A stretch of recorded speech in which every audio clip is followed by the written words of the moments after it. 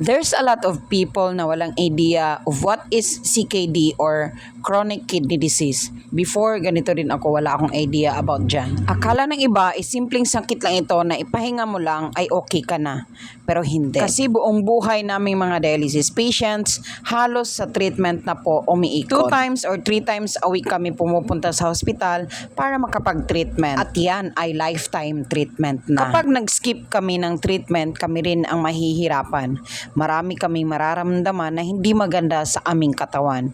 And worst, hindi kami makahinga at ikamamatay namin ito. 2 times a week, tinutusukan ng karayom ang aking mga braso 2 beses para lang masala ang mga toxic sa aking katawan dahil po sa kidney failure. Sometimes, malakas kaming pumapasok sa dialysis center at uuwi kaming hinang-hina at masama ang pakiramdam. Sometimes din bigla kang hihingalin habang nakasalang at mag-chill at mahihilo. Minsan masusuka ka pa. Sobrang dami pang mga bawal. Bawal sa prutas dahil tataas ang potassium.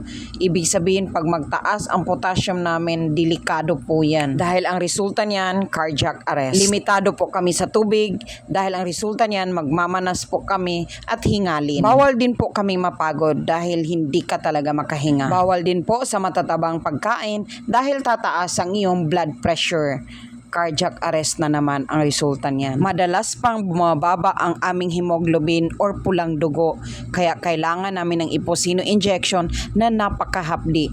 Minsan, salinan ka pa ng dugo na sobrang mahal naman ang gastos. Kapag mataas naman ang phosphorus sa aming dugo, sobrang kati ng aming balat, as in, magkakasugat-sugat talaga dahil sa kati nito, and it's very uncomfortable. Halos hindi ka na makatulog dahil sa kati ng katawan mo. Grabe, super. As in, napakahirap sa pakiramdam. Sa mga tulad namin, masasabi ko talaga na isang paa namin ay nasa hukay na. Kasi anytime, pwedeng sumumpong ang sakit namin. Minsan pa, sobrang moody namin at very emotional. Kaya sa mga bantay ng mga pasyente, habaan nyo po ang inyong mga pasensya. Huwag nyo pong awayin o sigawan man lang ang inyong mga pasyente dahil sobrang sakit sa kanilang damdamin yan. Kaya kung mayroon kayong kakilala ng mga dialysis patients na nagagawa pang tumawa, maging masaya at hanggang ngayon buhay pa, kabibiliban nyo. Kasi hindi po biro ang laban na meron sila. Kumpara sa mga taong problema lang pera, relasyon at trabaho, lahat ng yun dinaranas namin. Dagdag mo pa itong sakit namin pero nakaya pa rin naming maging masaya sa buhay. At sobrang magastos ang pagiging dialysis patients, guys. Mahal ang binabayaran kada dialysis. Kada dialysis take note, which is 2 times a week.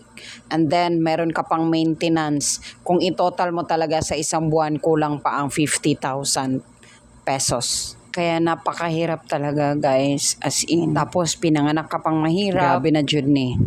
Grabe na jud ang world. Pero pinaninindigan ko pa rin, guys, ang maging positibo sa buhay. Dahil habang may buhay, may pag-asa. Kailangan kong lumaban para sa aking pamilya. Dahil isa lang ang buhay natin, kaya piliin lang natin na laging maging masaya. Life is too short.